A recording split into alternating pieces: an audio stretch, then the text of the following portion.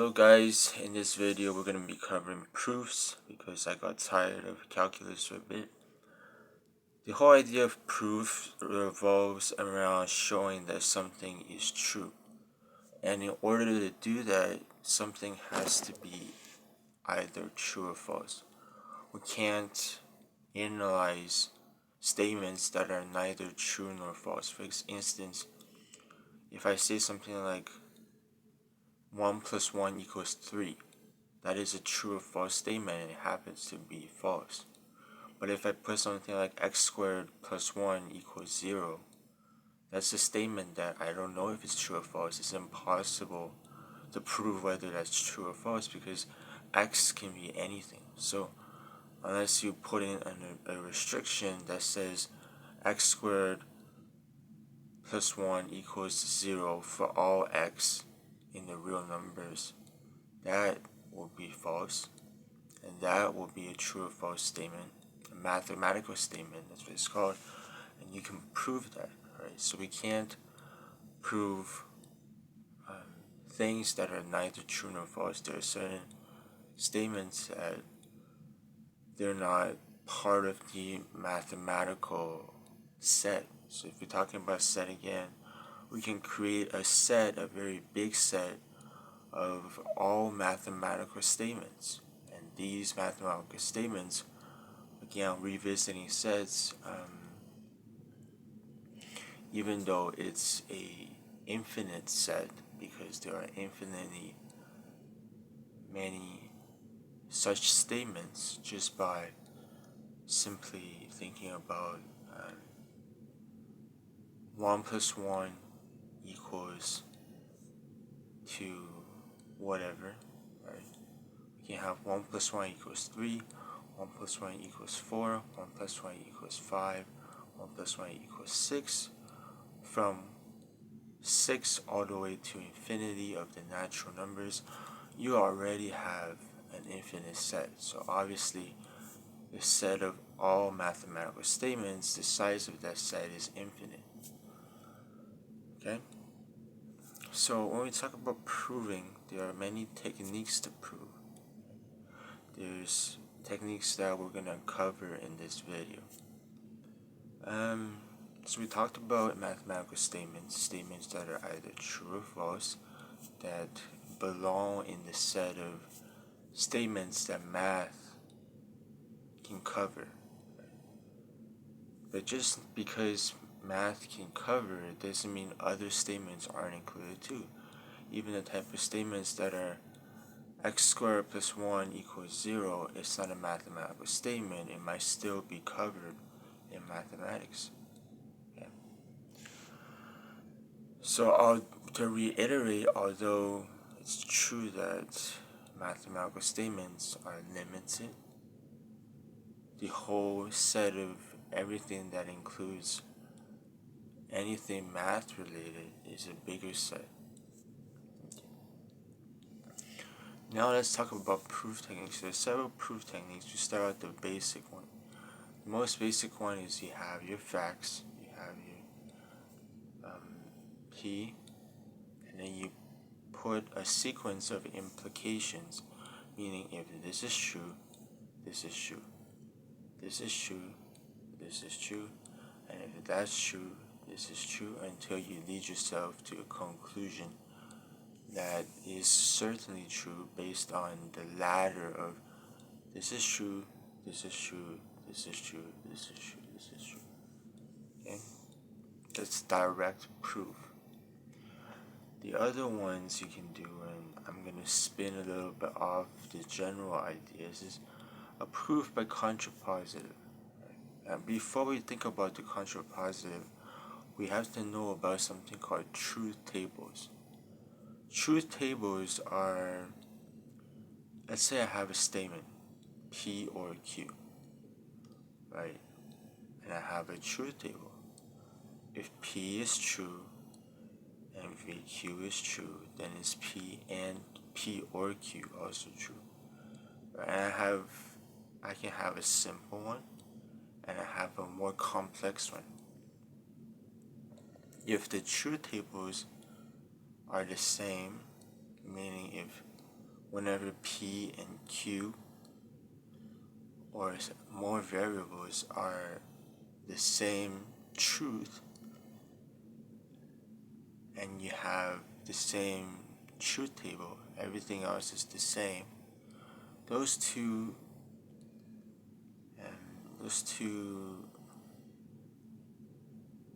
statements can be used interchangeably, right? Because when one is true, the other is true. When one is false, the other is false. When this part is true, that part is true. So you can use it interchangeably. That's where we come up with the idea of the what's it called?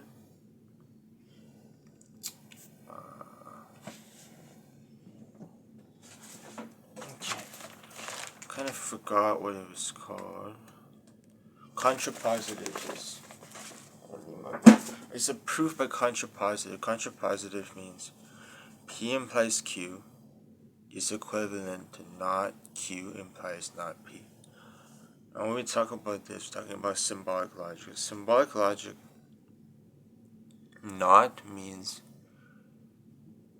if P is true, not P is not true. That's what the not designation means. So we have the contrapositive, and of course you can spin this off and use any equivalent tautology. Not tautology. Tautology means something that's always true. That's not the word I'm searching for. I mean, you can use any equivalent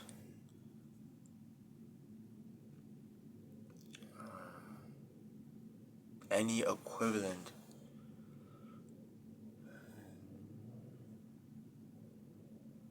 any equivalent statement, right? So obviously the contrapositive is very quick, it's very simple, but you can always use an equivalent statement, right? A statement with an identical truth table, and prove that instead of your original statement. So that's just a quick thing. Okay, so we have direct proof, proof by contrapositive. Then we have proof by counterexample. Proof by counterexample basically means I want to prove that something that is especially for all, right? A statement says something is true for all things. What I want to do is I want to just come up with one thing that doesn't follow it. As soon as I have one thing that doesn't follow it, it cannot be for all. Do you know what I mean? So let's say I say all apples are red, and my proof by counterexample is, dude, I found this apple that's yellow.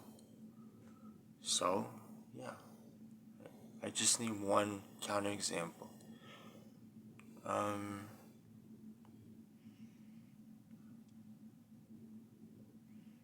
Then there's proof by contradiction.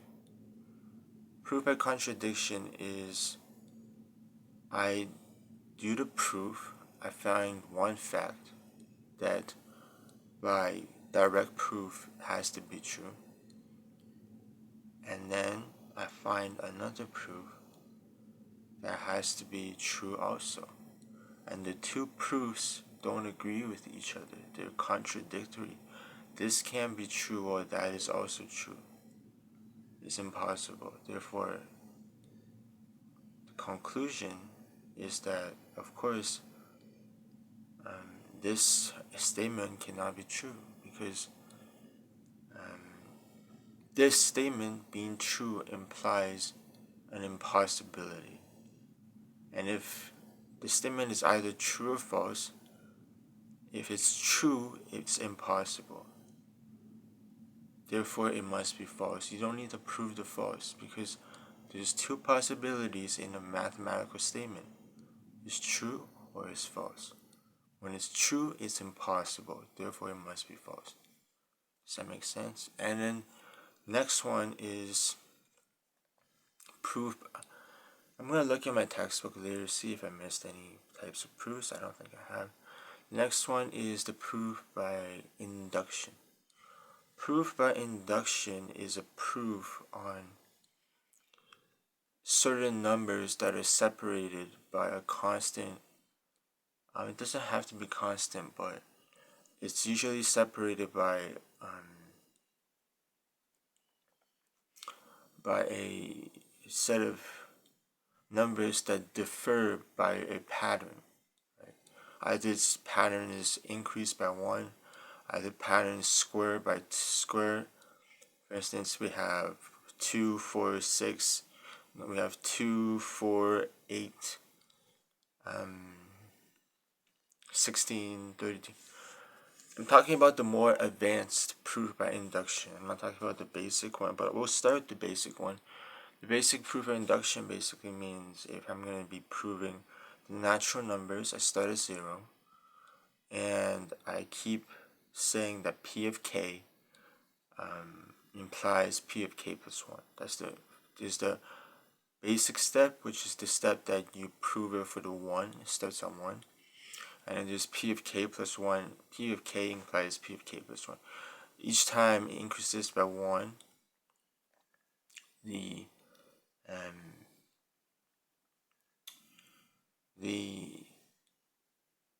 this what it does is basically you have something, and you're saying this is a set of dominoes. Right? Basically, that's what you're saying with the P of K implies P of K plus 1. You're saying this is a set of dominoes, meaning if I push this over, it's gonna go all the way to infinity. It's gonna go all the way to the horizon where you can't understand anymore.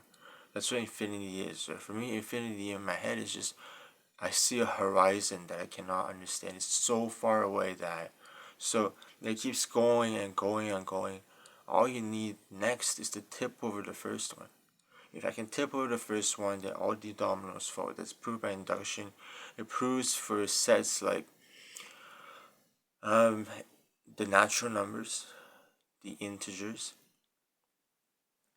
By integers, I mean, you can have P of 1, and then P of K implies P of K plus 1, and also P of K implies P of K minus 1. So all of a sudden you're tipping it in one direction, and you're also tipping it in the other direction. So you have that for all integers. The next part would be obviously proof by for the what's it called? Proof for the like the ones that are a fraction. Right? Somehow I forgot what it's called. So the ones that are fraction, you can do P of K implies P of 0 K plus 0.5. So then you're gonna have everything from 0, 0.5, 1, 1.5. You can do K plus 0.6. You have 0. Let's say you prove P of 0.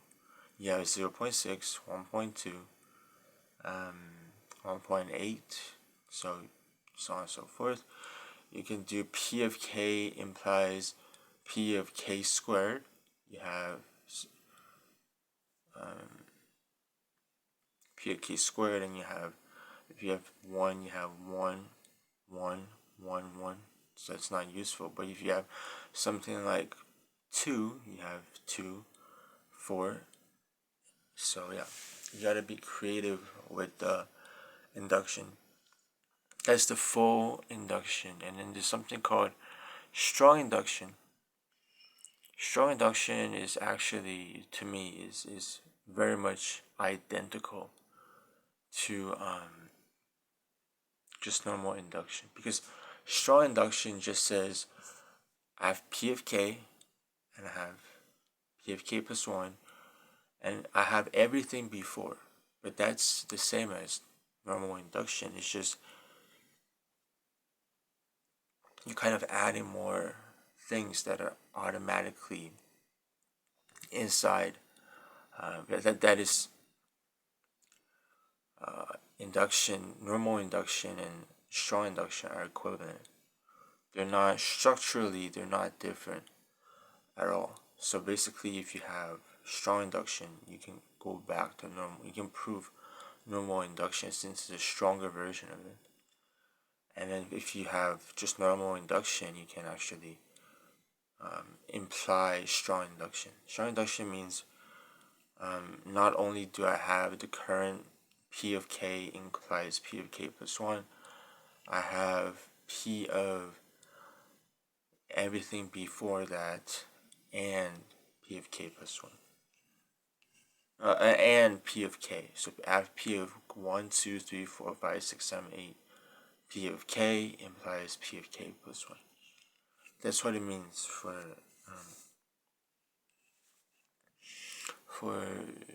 strong induction. Okay, so I think we covered everything. Oh yeah, there's one more. The next one is proof by cases. Or actually, just one more. There's proof by cases and there's proof by exhaustion. Proof by cases is, break it down into all the possibilities. You prove every single possibility one by one. The next part is proof by exhaustion. Again, it's just proof by cases. Sounds a little bit different.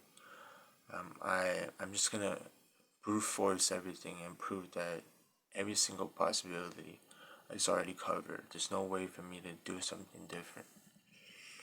So that's the proof. Obviously, I'm gonna go and I'm gonna take a look at some of this stuff, make sure I'm correct. I didn't make any mistake. Let's see. I just gotta make sure I didn't make any big mistake.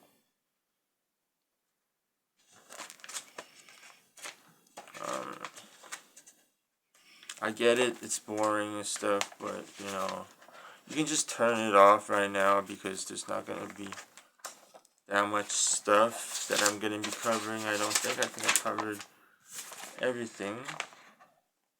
I just have to make sure that I am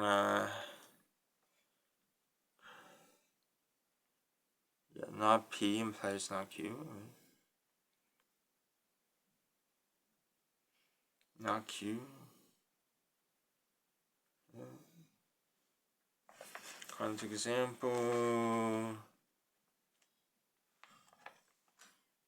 Yeah, so I think I covered everything. This is into.